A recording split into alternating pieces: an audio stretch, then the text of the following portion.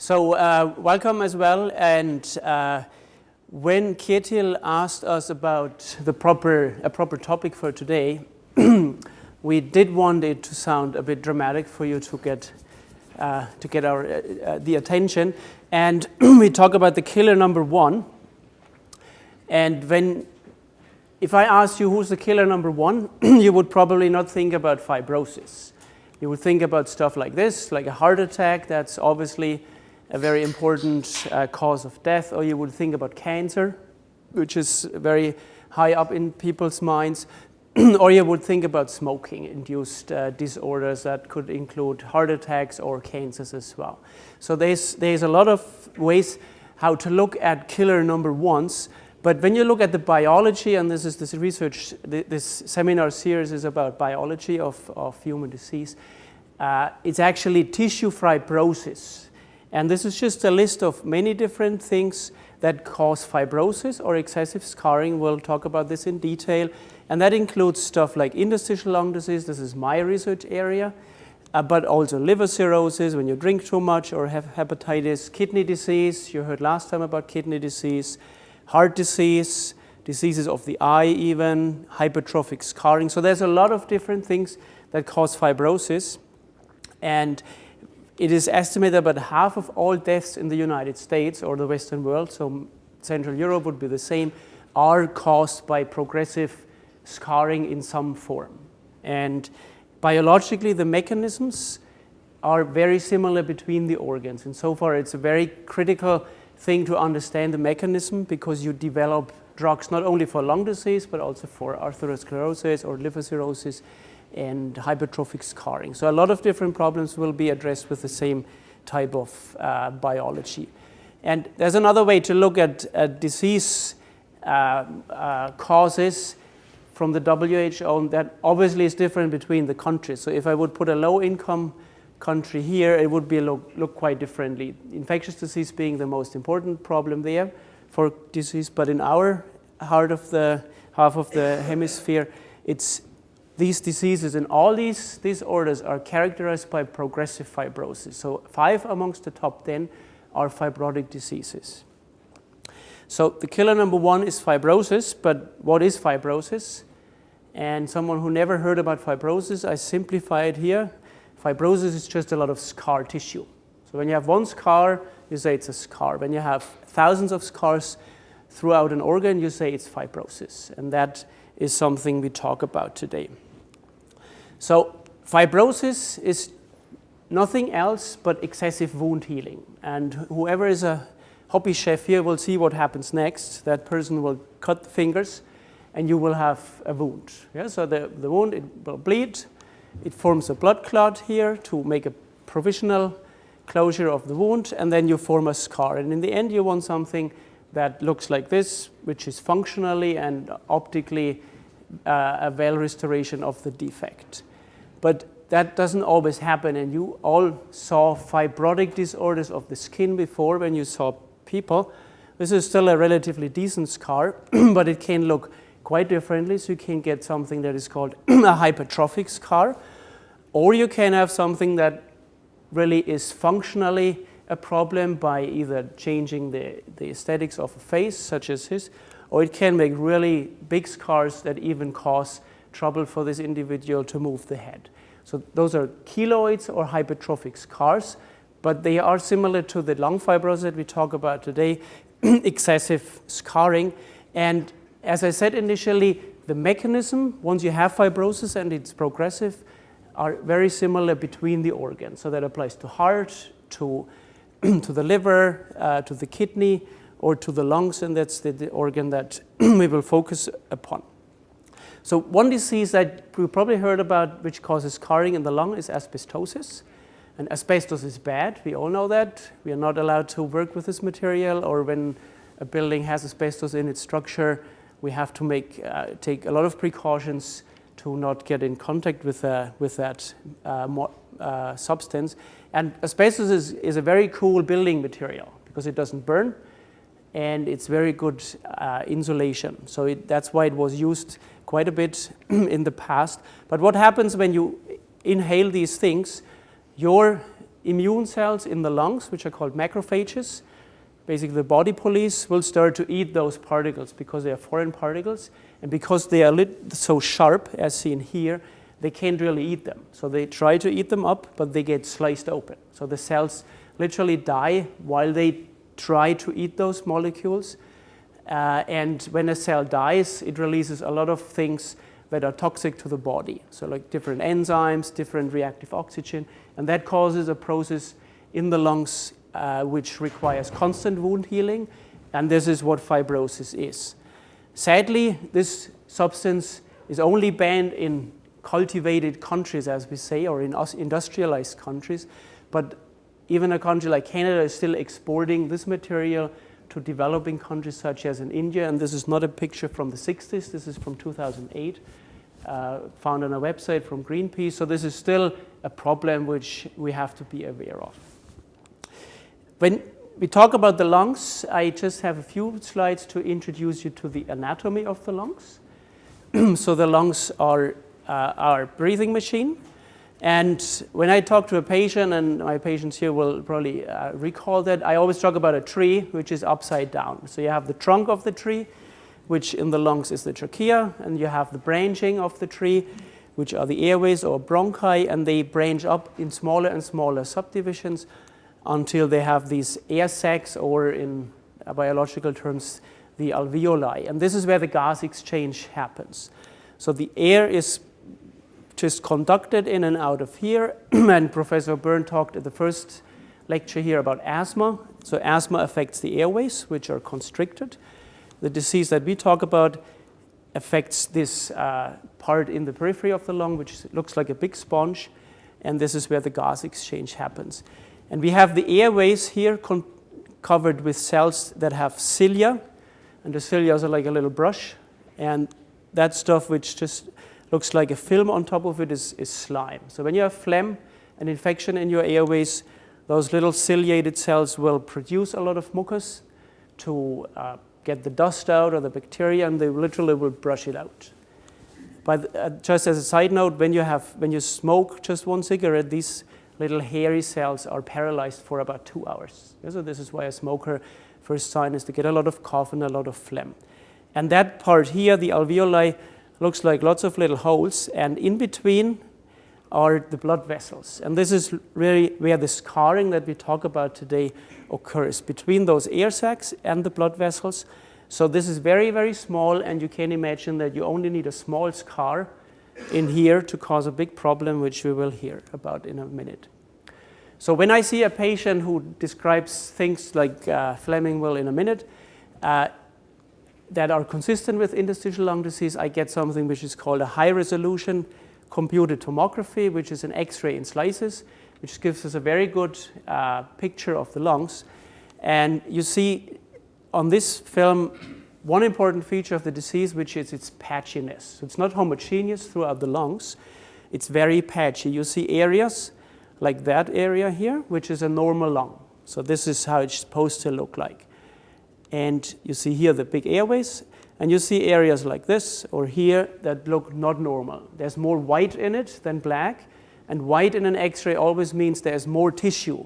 And in the lungs, the primary component of the lung tissue should be air, so which is black. So this is something which is not air.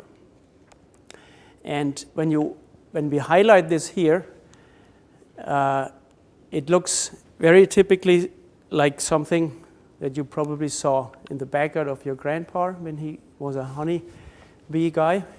So this is called honeycombing. And these structures are functionally basically zero. So there's no gas exchange happening in here. This is destroyed lung, and this is a hallmark of fibrosis. And in the patients with this disease, idiopathic pulmonary fibrosis, that's the disease where we do not know the cause for the scarring. It has a very typical distribution. You see that the abnormalities are more in the periphery of the lung, not as much in the central area, and they are more profound in the bases than in the tops of the lungs. This is a very typical finding, which allows me, when I exclude causes of lung fibrosis that I know, this is a typical picture that allows me to say this is idiopathic pulmonary fibrosis. And this is a disease that Fleming has. So this is his X-ray CT scan that was from last October. And you see the things that I just described. One lung is here relatively normal, but you see some abnormalities here, and you see this, what I just described as honeycombing. You also see that the airways are relatively wide. You see an airway going wide out here. That's called bronchiectasis. So just figure that a scar is a relatively stiff structure, whereas the lungs are relatively wobbly. So when you have a stiff structure pulling at something wobbly, you will pull it out of the way. And this is what happens with the airways, and this is called bronchiectasis, causes a lot of mucus production or phlegm, and causes a lot of cough. And now while we keep this picture up, I would just ask Fleming to come forward and ask him a few questions. Alrighty. That's fine. Well, do you have to sit for a while? Right. Okay, so Fleming has agreed to come today, and he is a patient who I saw, I think, 1.5 years ago the first time, or a bit more. He's a retired police officer, so don't get caught by him. You'll get a ticket. And so I'll just ask him a few questions that I would do in my clinic if I encountered him the first time. But if anyone has extra questions or so, please interrupt me or ask questions afterwards. So he's obviously on something that no one of you wants to be on, which is oxygen therapy. We didn't put that on for show. We put it on because he had this disease which typically progresses. So just, Fleming, what was the first time you noticed that something is wrong? I was working out at Gauldie, and it didn't seem to matter how hard I pushed myself on the cardio workouts, just wasn't getting any better. If I pushed too hard, then I didn't have the energy to do the weights. At first I thought I was just getting old, but then I mentioned it to my GP, and we at first thought pneumonia, so went through 2 rounds of antibiotics. Then I was referred to a specialist in St. Catharines, and from there it went really quick. A surgeon, biopsy, and December 1st in 2009, I was diagnosed. So that breathlessness you noticed that during the cardio workout? Yeah. When you then, typically when a patient has this, they think backwards and think, was that the first time it started? Because whenever you get a chronic disease, you want something that started the disease. You think about an event or an incident that may have triggered it. But in this disease, typically you try to look backwards, but most commonly it slowly progresses into what he describes. So when you look backwards, what was when you just walk upstairs, like 2, 3, 4 flights of stairs? Was that a problem at that time? At that time, no. Is it a problem now? Yeah, oh yeah. So how many stairs can you walk without the oxygen? Without the oxygen, if we've got a flight of stairs at home, it's about 14 steps, and I'm short of breath when I get to the top. And I'm not running, I'm just walking. I even use a handrail. But with the oxygen, no, it makes a big difference. And what about cough? Do you cough? I go through periods where it's really bad. Cough all the time. I've got some codeine cough medicine beside the bed. So it'll be a week or 2, 3 weeks of really dry, raspy cough, sometimes a little productive cough, and it goes away. It's been now, well, since my last visit, I don't think I've coughed more than once or twice a day. Okay. So that's a relatively typical story. A patient, how old are you now? 59. 59. So he's probably at the lower end of the typical age range, usually by 60 to 70. But typical story, you notice you get breathless on things that you enjoy to do or that you just do because you live and have to go upstairs.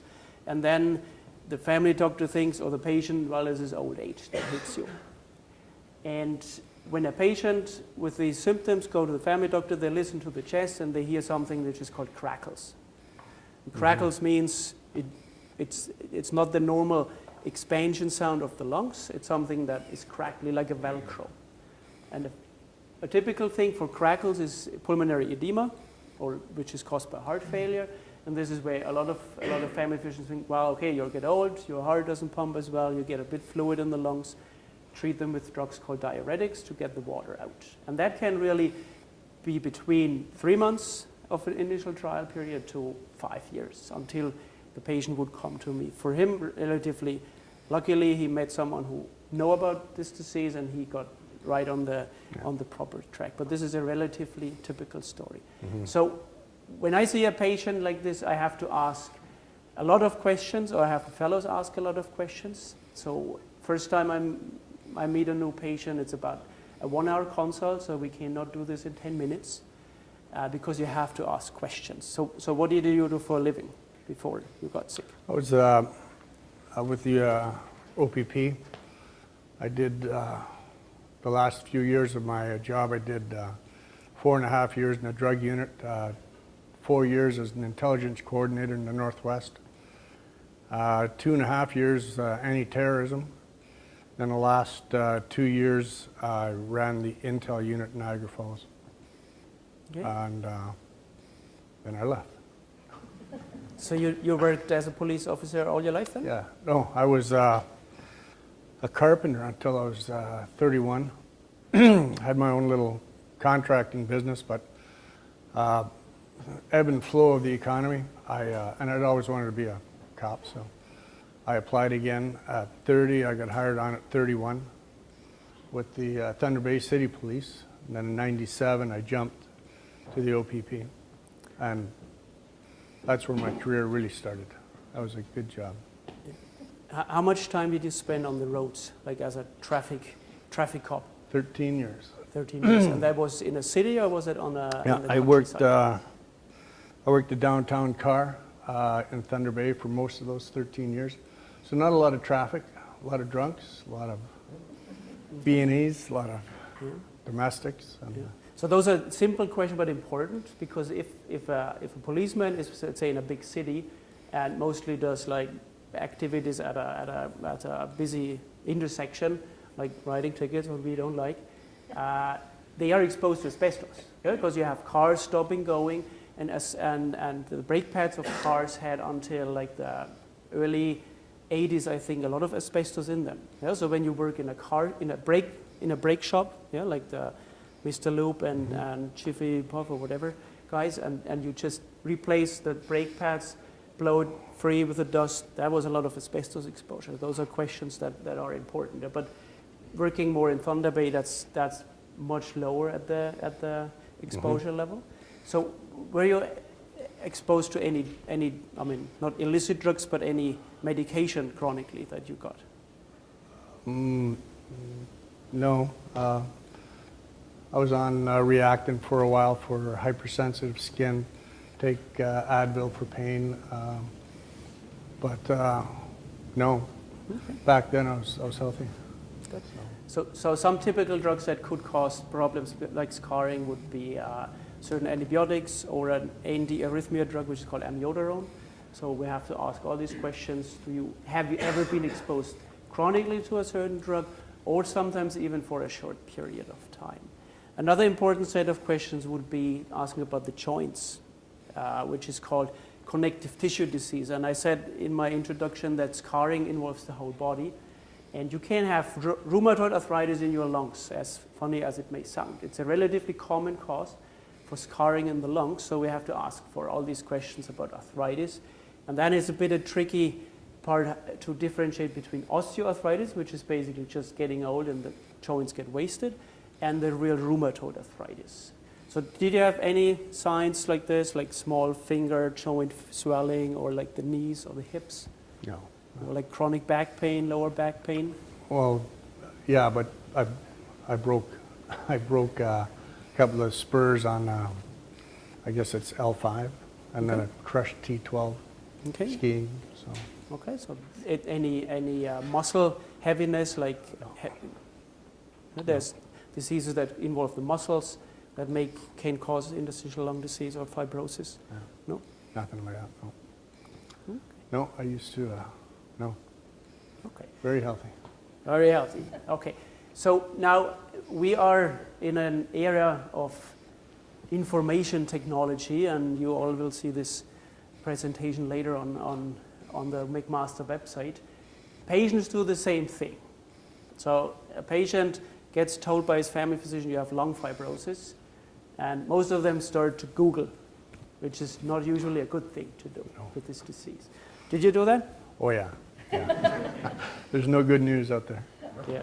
So what did you read? The Americans have a page on it, and it just gives the stats on the fact that there is no treatment, there's no cure.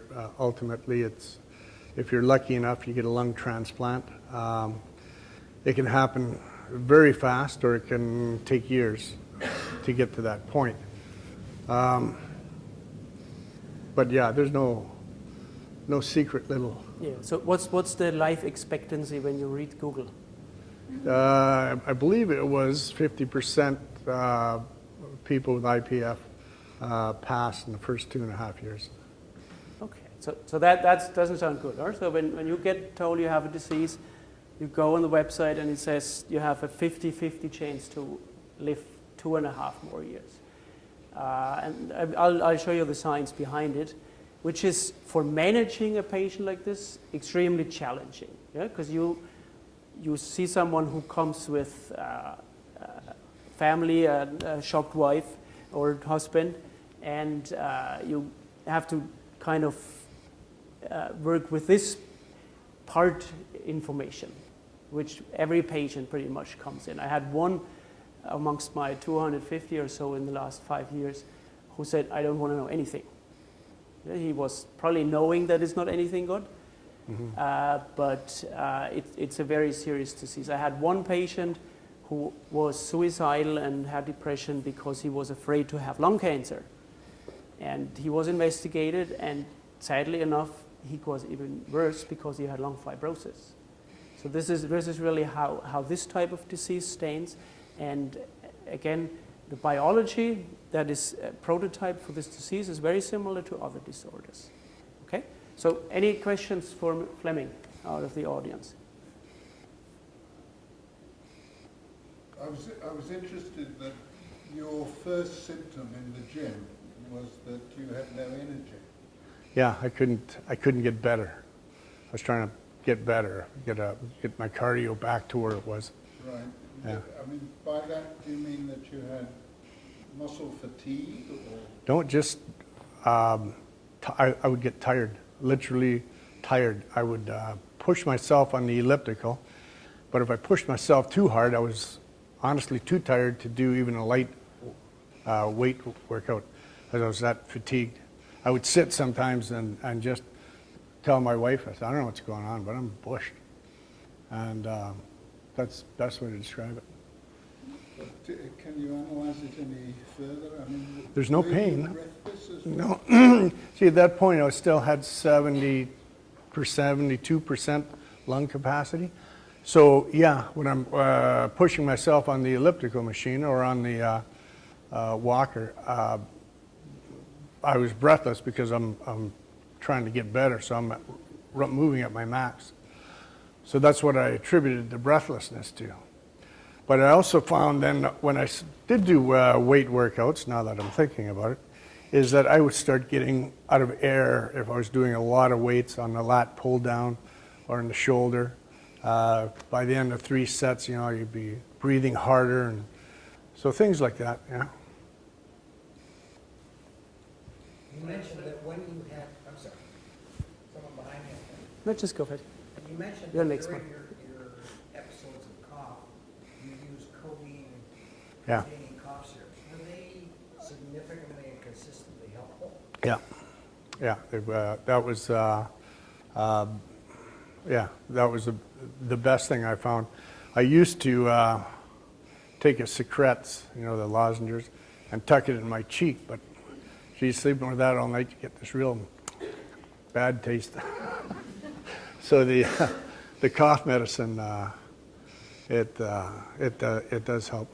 No, it's some nights of coughing. My stepdaughter, she stayed in the loft of our house, and I would wake her with my coughing.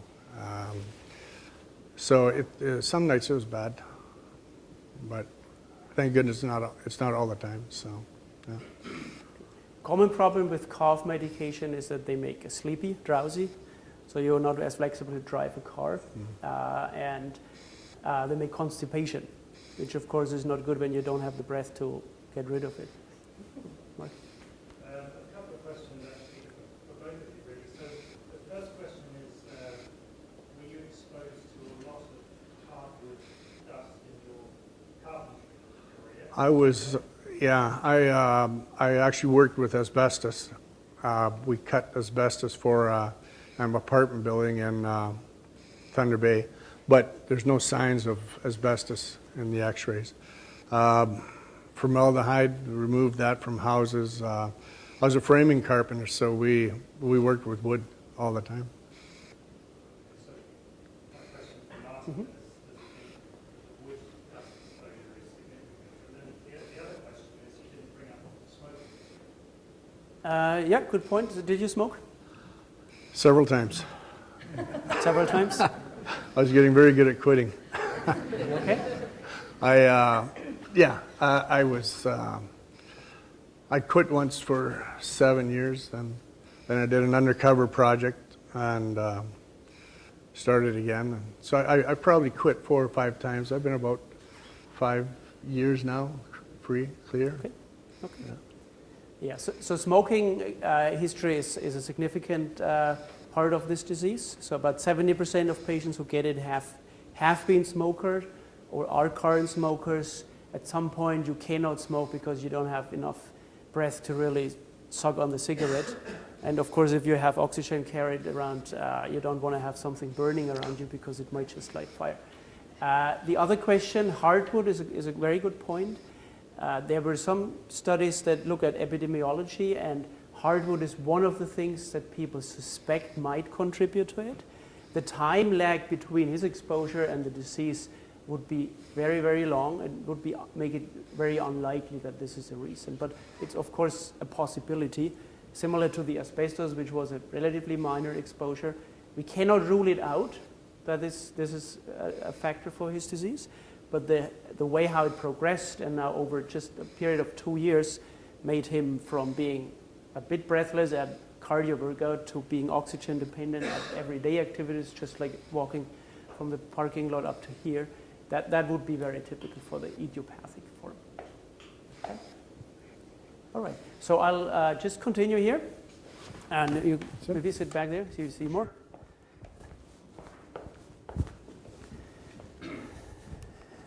All right, so this is the disease that was found in Fleming's biopsy. This is not his biopsy, but it would look like this. And you don't need to be a specialist to see exactly the same features that I described before in the CT scan. So you see that the periphery of the lungs is more involved. The central areas are still relatively preserved. And you see these big holes here under the surface, which in a properly inflated specimen or a CT scan would appear like a honeycomb. So this is a very prototypical picture. And I pointed out to the patchiness, and Dr. Gauldie will put you the pathobiological details about this, is the patchiness. So you see totally abnormal tissue, like in the left bottom here, and you see fully preserved lung tissue, and they are side by side. And you see things here at the interface between the two. They are called fibroblast focus. And those are scar-forming cells. And they are, in a way, just like a drill that drills from the sick abnormal tissue into the normal tissue. We talk about how that works in a minute, or maybe 10 minutes. This is another story, but it will highlight very much what this disease can do. So this was a gentleman who I first saw last summer, 65-year-old gentleman. He was had shortness of breath on moderate exertion, so maybe a bit more than Fleming just described. He had a similar cough, which was non-productive, and no other symptoms. And that patient, I spoke about the crackles before, so we do a physical exam, of course, and he had these coarse crackles, and they sound like Velcro. So if any one of you will go to medical school and you wonder what these crackles sound, just open a Velcro, it's exactly how it sounds. So very coarse because of the stiff tissue that you inflate with every breath. You have clubbing. This patient had clubbing. So clubbing, this is how a finger looks like. Very unspecific, can happen in cystic fibrosis, can happen in chronic bowel disease. So it's very unspecific, but a feature of chronic disorders. And the other things, normal blood pressure, normal heart rate. He did not have signs of arthritis, which I highlighted before. And his lung function showed that his lung volume, so FVC is the volume you can breathe in with one deep breath and breathe everything out. This is what you sometimes measure at the fair, or when you have like these portable units. This was a bit reduced, and the DLCO, this is a measure how well does gas transfer from the alveoli into the bloodstream, was significantly reduced to 38% of the predicted. So that's all consistent with the disease that I just said. His medical history was very mild. He had a bit of hypertension, minor surgeries. He had an ACE inhibitor to treat his high blood pressure. He was a lifetime non-smoker. He had no exposure history, and he did not have any drug or workplace exposure, and also no family history. That's what the X-ray looked like in September last year.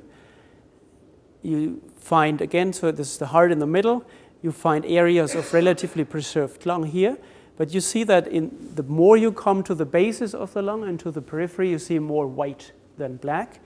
And a CT scan showed quite similar things that I described before: peripheral distribution of abnormalities, and a diagnosis of IPF was established for this patient. A clinical course of a patient can be very variable. So you can have a moderately steep decline, just as Fleming described us. You have the onset of symptoms. This is when I saw him 2 years ago, or the gentleman in the summer. And then you have these different possibilities. So you have a slow decline, and sometimes you have these episodes called acute exacerbation. You can have a relatively progressive decline here, and you can get a deterioration within a few months, 6 to 8 months or something. So this gentleman in January 2012 actually, he came with progressive shortness of breath. He couldn't do anything. He couldn't even go take a pee without being breathless. So just the steps from his sofa to the washroom was too much for him to do in one run. He had a worsening cough, which was still dry, and his physical exam didn't show anything else than before. His breathing function deteriorated, so the first one was 68% predicted, now it was 55%, and he dropped with the oxygen. The patient was put on home oxygen, and when you diagnose something like this and you know this goes very rapidly downhill, you have to try something. There's no good treatment, but a patient like this would always get prednisone. The X-ray showed a worsening of the abnormalities, so you see the same thing I just described, just much more of the white stuff. And the X-ray showed also much more of these abnormalities. On top of that, you see a lung collapse here. And the bases of those lungs were totally white. So there was no air even going into these areas. And this patient did not fare well. He was worsening. We could not even make a breathing test. He needed to be admitted, got on a ventilator, and he passed away within 2 weeks' time. So this is really the bad case that can happen, and these patients exist. When you look at bigger numbers, and this is something that I always tell my patients, so when Fleming comes to me and says, I have a 50% chance of dying within 2.5 years. First of all, I say, I don't know which 50% you are, the ones that die or the ones that don't die. And I also say, this is a statistical number, which is very valuable for me as a physician with a special interest in this disease, but it's of no use to an individual patient, because this is assuming that everyone starts at the same time. I get patients who are at the very end of the disease, and I get patients that are at very early stage of the disease. So there's a very wide spectrum between the patients that I see For an individual, I cannot predict who will go which way. Only by following them over many years, I will be able to make a bit of trajectory. But this is really how these patients do. So that's the diagnosis we talk about. So within about 2.5 years, 50% of the patients die. You will find survival curves like this in cancer. Actually, there's more patients dying from this disease annually in Canada than from pancreatic cancer. It's a very significant problem, and it's not only lung fibrosis, it's other diseases of excessive scarring. There has been a lot of activities in the last 10 years, and our patients here participate in these trials. So in order to find a new medication, we have to do randomized clinical trials, we have to do placebo-controlled research, and just over the last 20 years, when you see here, from 1990 to 2000, I started to do work in this disease in 1999. So there were 114 patients randomized to clinical trials to do proper evaluation of drugs. In the 10 years since, it was almost 3,500 patients. And the size of these shapes indicate how big these trials are. Still, we don't have a medication, but it's just a matter of time now for us to find something, and it's important that patients contribute to it, because right now for my prescription block, I don't have much. So what I do is what international guideline groups recommend, and they go by evidence. And you're a McMaster here, so we all like evidence-based medicine. We have to support a treatment when there is scientific evidence for its efficacy. When there is no evidence for its efficacy, we say you may still use it in individual cases, but you cannot generally recommend this therapy. And the treatments for pulmonary fibrosis to date are very poor. We have no drugs approved by the FDA in the United States or Health Canada for use in this disorder. We have one drug approved in Japan, and the European Union side is since 1 year. So that's now 2 countries that have this drug on the market, which are Germany and France. Very expensive drugs. Annual treatment costs with this drug would be about 40,000 euro, which is about 55,000 Canadian dollars. So it's a very expensive drug. But ultimately, if something works, then you deal with a deadly disease. So you have to keep that in mind and balance it. What we do is we have to encourage our patients to participate in clinical trials. Fleming is now in his 2nd trial. The first one was stopped because it was not efficacious. The other one is a trial which is ongoing. And you just mentioned that you have less cough since you take this pill, which is, for me, an encouraging sign.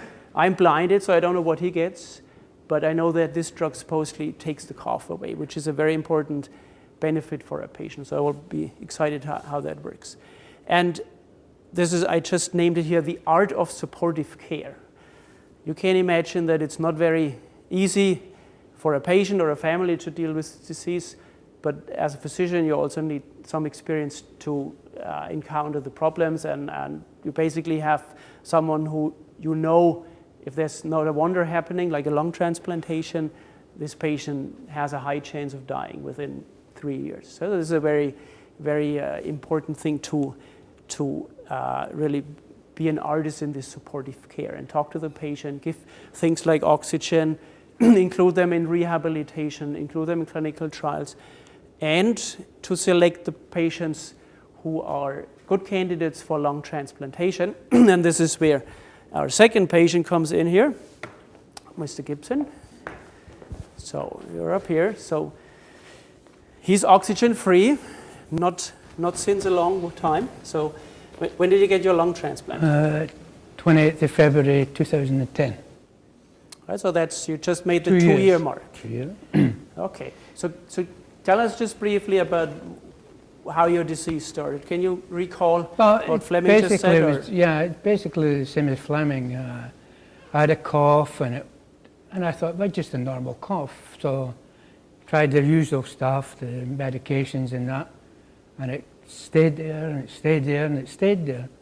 Eventually I went to the family doctor, and he listened to my chest and that. And he says, I think you've got pulmonary fibrosis.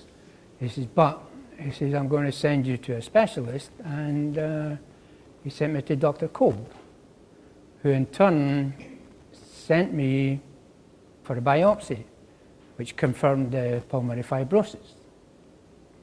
And then after that, Dr. Kolb says, you were a good candidate to go on the transplant list.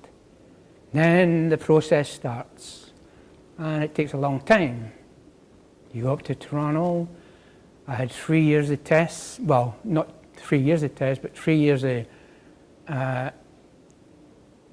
the problem getting worse, day to day. And eventually, they put me on a list in November 2008.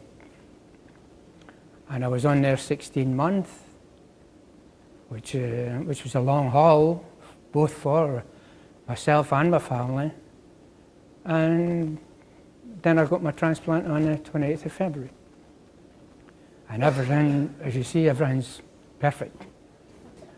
So while you were on the list, you were on oxygen all the time?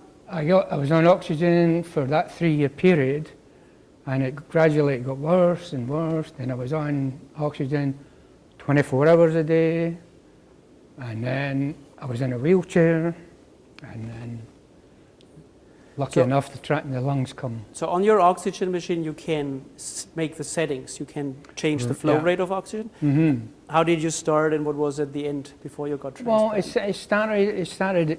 There's 2, which is 2 liters per minute, and then eventually it goes up to 16, and that's where I was at 16. So it just tells you how close I was to not making it. So how did you cope with this knowledge? Because you have a turning wheel with oxygen, you are in a wheelchair, and you know that the turning wheel doesn't turn another notch because it's at the limit. How was it to cope with that knowledge? It was tough, as you say. This guy up here, I couldn't go to the washroom without my wife helping me. A shower, I had to take the oxygen with me. Outside the bath, couldn't have a shower, it was too hard. You know, so it really got tough on everybody, you know. So tell me about the transplant procedure.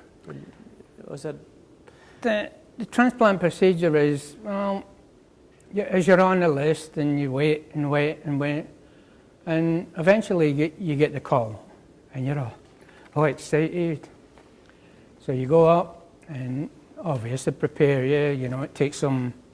I got the call at 8:30 at night on Saturday night, and I never got taken to surgery until 3:30 in the morning. So there's all that 6 hours preparing, and you're thinking, because there's always a chance that you'll not come out. And eventually the lungs were there and they were good, and everything went fine. But it's tough, believe me. How is that knowledge that when you get a lung transplant, you know that someone had to die? Yeah. How is that? Well, it's hard. It's hard for the family who lost the person, whether it was female or male. But how do you look at it? You're living, so somebody could die, which is, it's a shame, but it happens. You know.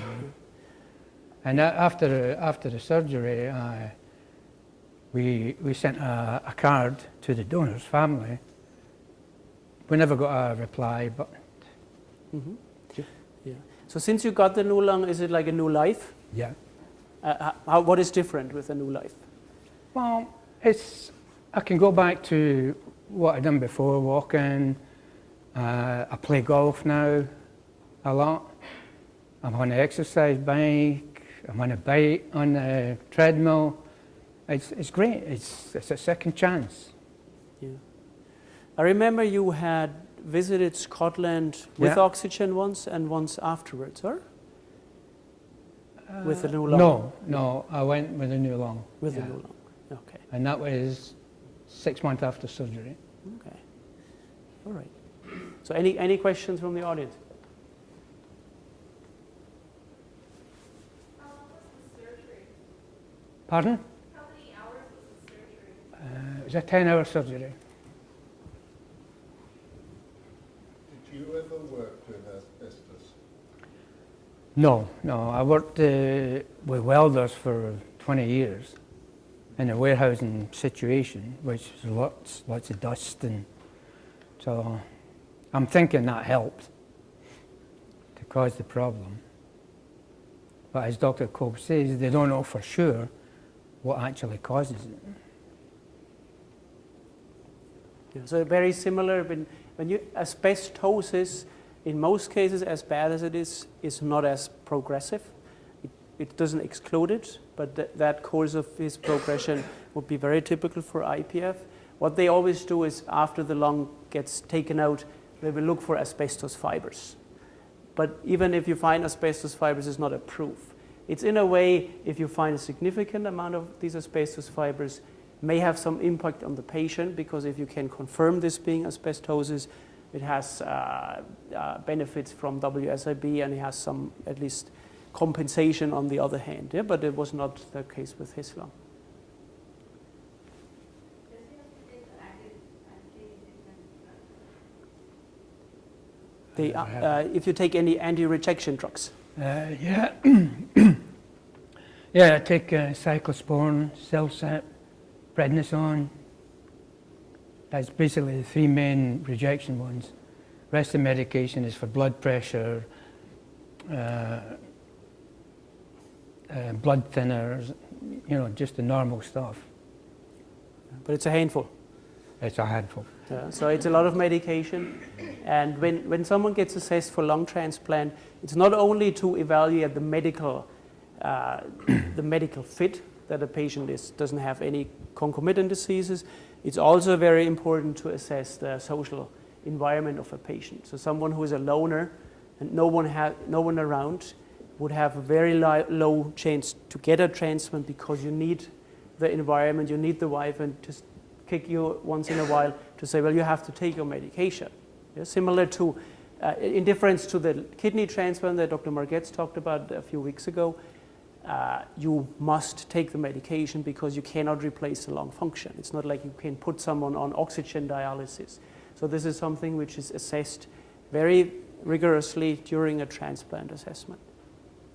There's a much better person to talk about the science than me, which is Jack Gauldie, my mentor and teacher and friend, and I think he will have the best way to describe the underlying science of this disease.